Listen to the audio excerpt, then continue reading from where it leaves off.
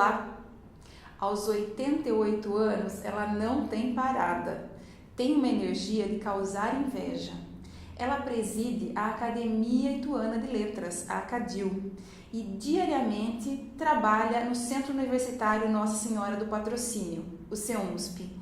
Eu tenho a honra de conversar hoje com a professora Maria Ângela Pimentel Mangeon Elias. Bem-vinda, professora! Muito obrigada, Bina. A honra é minha de estar aqui com você e ter sido convidada para essa entrevista. Eu é que agradeço a sua presença aqui. Eu sei que a senhora está sempre nativa, sempre atribulada, cheia de compromissos, Sim. Mas tirou um tempinho para vir aqui hoje conversar com a gente. Mas, professora, por que tanta agitação? A senhora não para, né? Onde a senhora encontra tanta energia, assim, tanta vontade de fazer as coisas? Olha, Bina, eu acho que é vida, porque a vida é movimento. Então, eu não vejo muito sentido a gente ficar parado esperando as coisas passarem. Eu acho que é bom a gente agir, a gente estar junto com as coisas e andar junto com as coisas. A senhora se define como uma otimista incorrigível, Sim, né? Isso é verdade. Porque eu acho o seguinte, que você tem que enfrentar as coisas na vida com otimismo, com segurança e com esperança. Porque senão você já se declara fracassada antes, né? Se você pensa, mas será que isso vai dar certo? Isso é frase que eu não falo nunca. Eu acho que quando acontece uma coisa, vai dar certo, vamos trabalhar para isso. E se não der, então você vai arranjar um outro modo. Mas sempre achando que as coisas vão dar certo. E, professora, apesar da senhora ter vivido a maior parte da sua vida em Itu, né? A senhora não nasceu em Itu, né? Não, eu nasci numa cidade muito boa que chama Amparo, perto de Campinas, perto de Serra Negra, né? Papai tinha uma fazenda entre Amparo e Serra Negra. Eu não nasci na fazenda, eu nasci em Amparo mesmo. E lá eu fiquei até mais ou menos, um pouquinho menos, 9 anos. E depois nós mudamos para Campinas porque nós éramos 4 filhos, né? Uhum. 2 rapazes e 2 moças. E naquele tempo as cidades não tinham continuação do estudo. Então, nós mudamos para Campinas e foi em Campinas que eu fiz todos os meus estudos. Entrei no quarto ano chamava-se grupo escolar, né? Era o grupo escolar anexo à Escola Normal Carlos Gomes, onde eu fiz o 4º ano. E depois eu entrei no ginásio Culto à Ciência, famosíssimo. Uma escola muito boa de Campinas. E depois, você imagina que quando eu saí, eu sou do tempo antigo, então eu fiz 5ª série, o ginásio tinha 5 anos. E a gente recebia um diploma chamado Bacharel em Ciências e Letras. Isso dava tudo. Tudo que uma faculdade equivalia a um diploma de faculdade. Do ginasial? Era ginasial. Ginasial, Ginásio Estadual Culto à Ciência. Você recebeu o diploma de Bacharel em Ciências e Letras. E eu fui da última turma, que fazia 5 anos. Uhum. Depois começaram os colegiais. No tempo meu não tinha. Então eu saí do 5º ano e já prestei vestibular para a faculdade. Qual faculdade? A Faculdade de Filosofia, Ciências e Letras de Campinas, que estava sendo inaugurada. Eu sou da primeira turma. Que hoje é a da PUC de Campinas, que naquele tempo não era PUC. Uhum. Era a Faculdade de Filosofia, Ciências e Letras de Campinas, que foi fundada pelo Monsenhor José Salim. E por que eu fiz lá? Porque eu falei para o meu pai que eu queria ser professora de ginásio. E em Campinas não tinha. Tinha a escola normal, Carlos Gomes. Uhum. E o papai falou, não, minha filha não vai para São Paulo. Se você quiser, estão dizendo que vai ter uma faculdade aí, se você quiser, você faz aqui. Faz por aqui mesmo. Então eu saí da 5ª série e já fiz. Naquele tempo, quer dizer, não é que naquele tempo, hoje também se obedece os pais, mas a gente obedecia mais.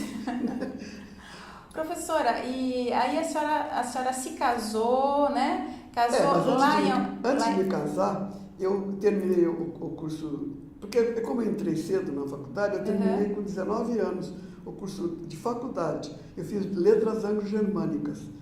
E aí eu quis ir para São Paulo fazer especialização em inglês americano e inglês british, né? E papai, então eu fui lá. Aí ele deixou ir para São Paulo? Para São Paulo, daí ele deixou, que eu já tinha eu tinha 19 já, né? E aí eu fui para lá, fiz na União Cultural Brasil Estados Unidos e também na cultura inglesa. Uhum. Mas aí, como eu sou inquieta, e eu falei, tinha lá um curso, o professor falou, tem um curso que você faz e fica 1 ano nos Estados Unidos, se você for ganhar, né, passar no curso. E eu, toda animada, comecei a fazer um curso. Daí meu pai falou, não, pode sair, porque você vai ganhar isso, eu não vou deixar você para os Estados Unidos. Eu falei, então papai, eu vou trabalhar, porque eu não vou ficar aqui nessa boa vida, né? e pus meus papéis lá na Secretaria da Educação e fui nomeada para Cajuru, perto de Ribeirão Preto, onde precisavam de uma professora de inglês, porque era um ginásio municipal que tinha passado a estadual. E aí eu fui para Ribeirão Preto, né? Meio contra a vontade do meu pai, que dizia, você vai numa cidade que é fim da Mujana? Eu falei, não sei onde é, precisa de uma professora de inglês. Então, e ele falou, bom, então a embaixatriz, que ele chamava minha mãe, conversa com você. A mamãe me deu apoio, né? Tá certo. Eu fui para lá. E lá eu cheguei numa cidade a colônia síria, né? Sírio-libanesa. A gente é hospitaleiro, eu me dei muitíssimo bem. E fiquei lá, falei, aqui eu fico, tá? Tendo concurso, que não tinha concurso ainda, né? E fiquei lá. Só que depois do concurso, eu continuei ficando. E quando eu fiz o concurso, já tinha um anelzinho aqui na mão direita aqui, de noivado. Então, e a senhora conheceu seu marido lá, então? Ele estava em São Paulo, quando eu cheguei não, depois ele foi para lá, porque ele não gostava muito de São Paulo, ele era químico industrial, né? Foi tomar conta do costume do pai dele e fiquei conhecendo. Ele resolveu casar com a professora de inglês. Então, como eu já tinha ficado noiva, eu escolhi lá mesmo. Tá. E lá eu fiquei, casamos em Amparo, que era a nossa casa, né? E morei em Cajuru de 1946. O Mirna, eu trabalho em escola desde 1946. Até hoje, quantos anos são mesmo? 69, né? Eu cheguei lá em maio de 46, 69 anos, vou fazer agora em maio. Na área da educação, né? Fiquei 13 anos lá. Lá eu tive meus filhos. Eu tenho quatro filhos, né, professora? Eu tive o Paulo Eduardo, que era o mais velho. Depois eu tive os gêmeos, que é a Carmen Silvia e o Júnior. E depois a Lília, que a Lília foi a única que nasceu em Cajuru. Os outros nasceram em Amparo, porque a gente ia na casa da mamãe, né? Então, daí ficamos lá. Quando foi em 59, que as crianças começaram a crescer, lá não tinha também, só tinha ginásio. Então resolvemos ir morar perto de São Paulo, sem ser São Paulo. E aí eu tinha bastante pontos e entrei no concurso de remoção, peguei a melhor vaga que tinha, que era Itu, que era o Instituto de Educação Regente Feijó. E vim veio para Itu, então? Em maio, dia 16 de... Você imagina que eu cheguei aqui em Itu, sem saber, no dia do aniversário da escola. 16 de maio... Já chegou com festa. Você reparou? Chegou chegando. Cheguei chegando e tinha que ficar aqui, né? Então, nessa cidade maravilhosa, eu fiquei desde 1959, 16 de maio. E a senhora depois recebeu o título de cidadã ituana, né? Sim. Em 1984, a Câmara me deu o título de cidadã ituana. Quer dizer que agora eu já sou também ituana, né? Professora, muitas mulheres, né, depois que se casam e que têm os filhos, deixam a vaidade de lado, né? Mas a gente sabe que a senhora se cuida muito, né? A senhora gosta de se enfeitar, de estar sempre em dia com a vaidade, né? Isso daí é herança de bisavó, de avó, de mãe. Porque elas explicavam desde menina o que a gente tinha que fazer, como é que tinha que se cuidar e que tinha que ser vaidosa. Tinha que ser vaidosa. A minha avó, minha mãe, não se saía sem batonzinho, sem se aprontar. E outra coisa, estudavam. Porque naquele tempo não estudavam, mas a minha avó, a bisavó e a minha mãe estudaram. Né? Estudaram? Estudaram, porque achavam que era difícil, né, professora, naquele tempo? Mas a minha mãe, por exemplo, é uma pessoa assim, de uma cabeça muito fora do tempo. E aprendi muita coisa com ela, sabe? Tem até hoje os livros que ela tinha, as coisas, né? E eu acho, viu, Mirna, que a mulher tem obrigação de ser vaidosa. Porque eu digo a frase, que é uma frase que se fala, vaidade, teu nome é mulher. Então, como é que pode? Você tem que olhar no espelho de manhã e gostar de si. Né? Ver o que vai arrumar, o que vai melhorar, o que vai fazer, entendeu? Porque senão você está se desmerecendo. Então isso eu já passei para minhas filhas, e eu tenho bisnetas, uma bisnetinha, que é, graças a Deus, muito vaidosinha também. E a senhora já fez várias faculdades, né? Depois da faculdade de línguas, né? A senhora fez Direito, né? Aqui já em Itu, na FADITU, né? Na FADITU, porque eu sou fundadora da FADITU também, sabe? Eu fui da primeira turma da PUC de Campinas e da primeira turma da FADITU, que eu fazia parte da turma que fez a faculdade, né? Que era a FIDES, que era a Fundação Ituana de Ensino Superior. Né? E então, quando começou, eu comecei também na faculdade. E por quê? Porque quando meu avô, pai do meu pai, era advogado. E quando eu era menina, ele mostrava o anel vermelho e falava, você vai ser advogada, você vai ser advogada. Então, quando me perguntavam o que você vai ser, eu falava advogada. Só que depois, quando eu tinha meus 13 anos, estava no ginásio de culta ciência, era assim, lá tinha a classe A, que era dos mais estudiosos, a classe B, eu acho errado isso, mas era assim. Naquele a classe tempo. B era dos mais vadios. Eu estava no terceiro A e meus primos e os amigos estavam no terceiro B e quase não sabiam nada. Quando chegava na hora de sabatina, né, eles corriam na minha casa. Quando eu via que eu ensinava e eles aprendiam, eu sentia muito bem. Aí eu falei para minha mãe, mamãe, eu não vou ser advogada, eu vou ser professora. Ela falou, conversa com seu avô. E eu conversei, e meu avô falou, se você está sentindo isso, vai ser.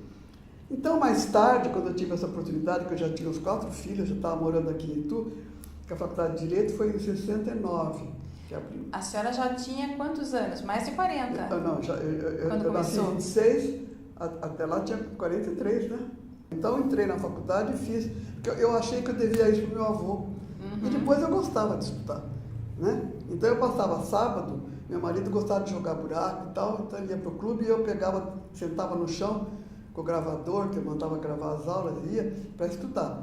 E fiz um curso maravilhoso, porque eu acho que o Direito é um curso maravilhoso, que abre a cabeça mesmo, né? E fiz o curso. E depois, quando eu já estava na Faculdade de Filosofia trabalhando, eu entrei lá em 71, quer dizer que até agora... No CEUNSP, né? No CEUNSP, mas que não era o CEUNSP, era a Faculdade de Filosofia, Ciências e Letras. Fafitu, né? As pessoas Fafitu chamavam, né? Então, daí eu fiz a complementação pedagógica, tirei o diploma de pedagogia também, né? E depois eu fiz especialização em economia da educação, porque eu já estava trabalhando na parte administrativa e achei importante isso, né? Então, professora, com toda essa bagagem, né, todas esses cursos, como que a senhora vê o conhecimento? O conhecimento refresca a alma? Fundamental para homens, para mulheres e para crianças. Eu acho que o conhecimento é fundamental porque, de uma certa forma, ele é um alimento da alma, né? O alimento do corpo a gente tem proteína, carboidrato, e o alimento da alma é o conhecimento. E para você querer ter conhecimento, você tem que ter uma coisa que é curiosidade. Você não deve, por exemplo, você conhece uma coisa, você precisa ver por que é, por que não é. A gente tem que ir atrás. Esse é o conhecimento. E olha, essa mulher não para. Não para de aprender. Não quero parar. Ela estava me falando antes da gravação que agora ela vai fazer um curso de radiestesia. Que eu vi E olha o detalhe, pela internet. Pela internet. Que muitas pessoas com a idade da professora não querem nem saber de mexer com computador, com internet, rede social. Eu acho assim, a gente tem a obrigação de não ser analfabeta. A gente tem que fazer alguma coisa para não ser analfabeta. E eu acho que quando começou essa era, né, da eletrônica e internet, você tem que estar dentro, senão você fica analfabeta. Falei para a Mirna que eu me senti analfabeta uma vez na vida, quando eu estive na década de 80, num congresso de educação na Ásia, em Seul. E eu sei andando naquela cidade maravilhosa, aquela coisa que foi muito boa, esse congresso. Eu via aqueles cartazes, eu não entendi o que era aquilo. Eu falei, mas não é possível. Agora, todo mundo falava inglês e tal, tudo bem. Mas acontece que eu queria ler os cartazes e tal, né? Aí comecei a estudar um pouquinho de coreano, mas depois fiquei pouco tempo lá e vim embora. Mas você sabe que é importante a gente não querer ser analfabeta. A gente não tem esse direito. Professora, vamos falar um pouquinho então da sua, do período em que a senhora esteve assim, começou no CEUNSP, né? Sim. Que a senhora foi para o CEUNSP, foi lá para a direção, depois... Então, por que eu entrei no CEUNSP? Porque quando as irmãs, eu era muito amiga das irmãs de São José, que as minhas filhas, a Carmen Silvia e a Lília, estudavam no Colégio de Patrocínio. Paulo Eduardo Júnior, no Regente Feijó, né? O colégio ainda estava lá. E as irmãs iam fechar o colégio, e eu conversava muito com elas, eu era muito amiga da Madre Imaculada, que era a provincial, e elas explicaram que elas precisavam vender, não era muito por causa de dinheiro, mas porque elas não tinham se preparado. As irmãs não tinham, algumas só que eram formadas. Era difícil para trabalhar com leigos. Então elas iam passar a faculdade. E passaram para o pessoal de São Paulo, que veio de São Paulo, né? Que era o professor Rubens Zanganuzzi, com a família dele e a equipe dele. E elas queriam uma pessoa, eles queriam uma pessoa, perguntaram para a irmã se ela podia indicar uma pessoa que conhecesse a cidade, que pudesse servir de relações, tipo assim, né? Então elas me indicaram e eu então entrei para trabalhar em 71, desde janeiro de 71. A senhora passou por todo aquele período de transformação da faculdade de filosofia para centro universitário, mas né? Então, porque a ideia do professor Rubens, porque ele era um educador nato, né? E eu trabalhei lá desde 71 e trabalho até hoje, porque eu tive assim, a sorte mesmo de trabalhar com um educador nato, né? Com uma pessoa que tinha ideal de educar. Então, a gente ajudou a realizar esse ideal de educação, né? Que ele queria uma universidade e chegamos lá, né? A senhora foi pró-reitora por muitos anos, primeiro né? 10 anos. Quando eu comecei em 71, eu era vice-diretora da faculdade. Depois nós íamos a Brasília, conseguimos os cursos, tivemos a faculdade de Ciências Gerenciais e também vice-diretora. E quando nós tivemos o centro universitário, eu fiquei pró-reitora acadêmica, né? Quero montar os cursos, aquele negócio. Fiquei mais de 10 anos. E agora, professora? Então, e agora eu estou como assessora do grande chanceler do Centro Universitário Nossa Senhora do Patrocínio de Itu e Salto, né? Professor Rubens Zanganuzzi Filho. O reitor atualmente é o irmão dele, professor Estevão Zanganuzzi. Professora, vamos falar então agora um pouco da academia. Outra coisa que eu faço, né? Porque, olha, mais uma atividade. Mãe já falou, né? Não, uma professora, primeiro filha, né? Depois professora, depois mãe, depois avó, bisavó, agora presidente da CADIL. Da CADIL, que a senhora inclusive foi membro fundadora, né? Sou membro fundadora. A CADIL já tem 22 anos, né? Ela nasceu em 1992? 92. Professora, quem é o patrono da sua cadeira? Então, a minha cadeira é de número 17 e eu escolhi como patrona Olívia Sebastiana da Silva, que foi uma escritora, historiadora, irmã da Madre Jacinta da Silva, que foi uma diretora da faculdade, você lembra? Lembra que ela andava, a gente chamava a dobradinha, que era sempre a irmã Madre Jacinta com a irmã Ana de São José Camargo Barros, que elas tomavam conta justamente do processo de canonização da Madre Teodora, né? Eu fui convidado para ser presidente pelos meus confrades e confreiras, e eu disse, olha, vocês vão me aguentar, porque né? Olha, estamos lutando muito bem, a CADIL vai indo muito bem, faz muita atividade, né? Nós tivemos agora, dia 25, que foi sábado, o lançamento do concurso literário para as escolas, para o ensino básico das escolas de Itu.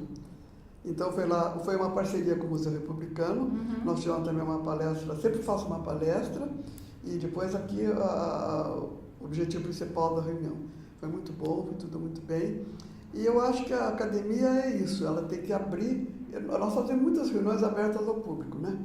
E você deve ter recebido alguns convites nossos também. Sim, né? recebi. Professora, quantas cadeiras ocupadas hoje? Então, as cadeiras formadas foram 40. Nós temos agora 32 cadeiras ocupadas, mas alguns estão em licença, por motivo de saúde. Então, nós temos agora, assim, frequentando 26 acadêmicos. E quem é que ajuda na direção da CADIL hoje? Eu tenho minha equipe, né, diretoria. Eu sou a presidente, a Maria Célia Bombano é a vice-presidente, o primeiro secretário é o Luiz Roberto de Francisco, o segundo secretário é o jornalista Rodrigo Stuck, a primeira tesoureira é a Maria Aparecida Tomás Alves e a segunda tesoureira é a Titia Chanoski. E depois eu tenho um conselho, que tem a doutora Maria Lúcia Marise Dias Caselli, né? o jornalista também Jerônimo Bernardo de Campos, e um advogado também nosso confrade, que é o doutor Nelson Koiransky, que mora em São Paulo, mas tem casa aqui em Itu. Time de peso, hein, professora? Então eu tenho 6 e 3, 9. Nós somos 9 pessoas e temos os outros confrades que dão toda a sua colaboração, né?